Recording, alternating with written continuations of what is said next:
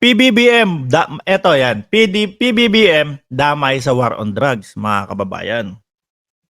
So ngayon, siguro tina-target na din. Next target ko to. Akala mo naman. Boss, may bilang ka ba sa ano? Sa political blogging?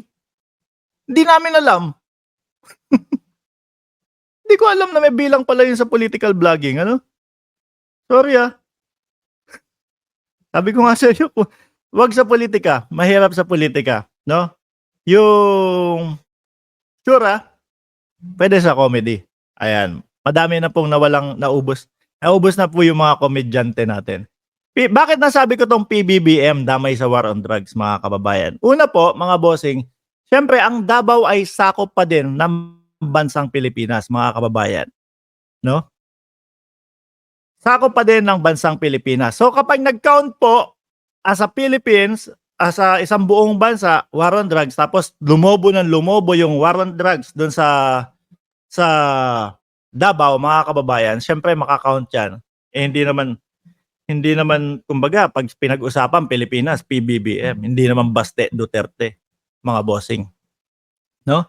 Nakakalungkot isipin na talagang mabibilang sa ating Pangulo yan. Which is, gusto ko po kayong sabihan na, wait, hindi po ano yan ha, ayaw po ng ating Pangulo yung ganyang estilo. Kaya nga po, no, itong PNP, ang ating pambansang kapulisan, mga kababayan, ang ating pambansang kapulisan, mga kababayan, pinatawag na o nakasuspende muna yung ilang mga kapulisan na talaga namang hindi natin sasabihin na may sabit na, no? Hindi naman tayo judgmental dito. Hindi natin sasabihin na ganun. Pero yung mga nararamdaman nila nakasama doon sa operasyon na yon, kung may pagkukulang, mga kababayan. Kung may pagkukulang. Ayan naman po, no? Dahil syempre, sabi nga ng kapulisan, above 1 is too many. Yung topits, 7, mga kababayan. Umpisa nung January 1 hanggang pang sa kasalukuyan na March 25, 28. Kung i-divide mo, siyam, no? Kada buwan, mga bossing. So sana lagi nating ipapaliwanag sa mga tao na ang ating presidente ay hindi pabor, no, doon sa madugo na laban sa droga, mga kababayan. Ayaw ng ating Pangulo yan.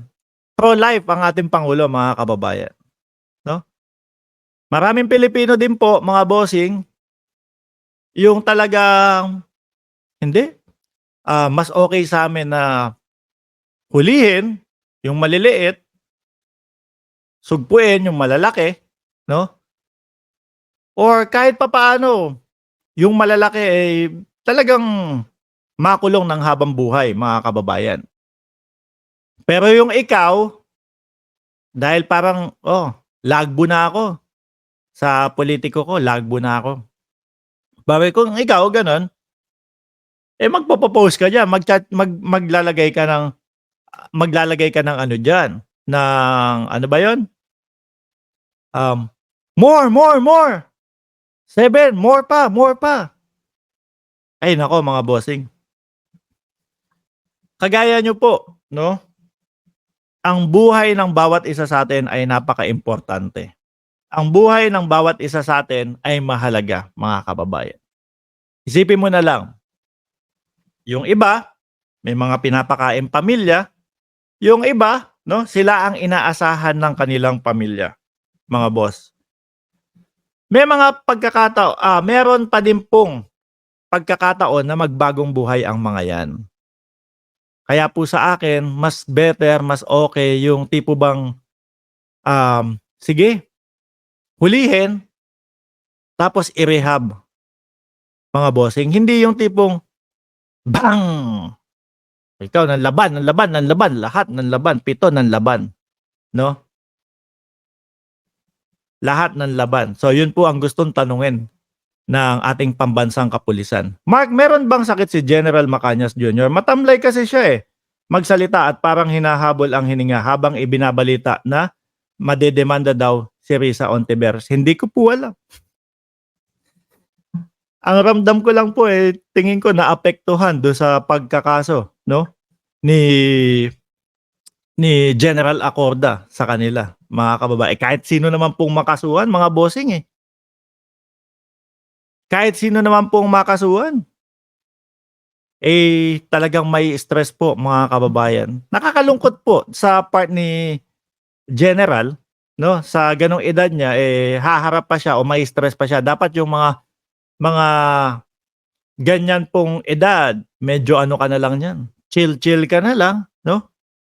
Magbalita ng tama, magbalita ng totoo, which is po yung yung ibinlag din po nila na yun 'no, eh, sabi niya, "Opinyon ko lang yun, Pero makita mo nandun yung mukha ni ano, ni General Bronner tsaka ni ano, ni Acorda, mga kababayan. Ay naku, dapat po yung mga ganyang panahon niya, chill-chill na lang siya diyan, ano?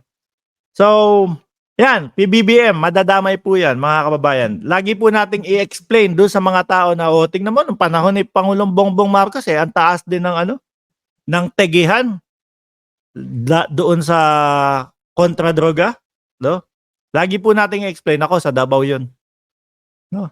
Sila yung nag-ano dun at sabi ko nga mga kababayan, simula ngayon 'no, yung mga ibinabalita na natetegi, magka-countdown ako, magti-tick ako isa-isa, ano? Para naman kapagka yung tipo bang sinabi, "Oh, nung panahon ni PBBM ang taas din nung nategi sa war on drugs, oh." Oh, meron tayong patunay, 'di ba? Hindi yun tayo magsasalita lang dito, salita ng salita tapos wala tayong patunay, mga kababayan. So yun lang po tayo, okey na po yun mga kababayan, 53 minutes, hindi naman po natin kailangan umabot ng 3 oras dito para mag-vlog, 'no? 45 minutes sasayaw-sayaw, 45 minutes, waiting, 100 subscriber. Oh, share share muna tayo, After, 30 minutes, 200 viewers. Oh, sayaw-sayaw muna, ganito, ganyan. Ayan po ano, napakalupit po ni Baste Duterte ano. Ilan na ba viewers? 430. Oh, mamaya sayaw-sayaw 'no, gano'n ulit. 45 minutes gano'n. Ay naku, napaghahalataan kayo diyan ano. Maraming salamat po and God bless po sa ating lahat.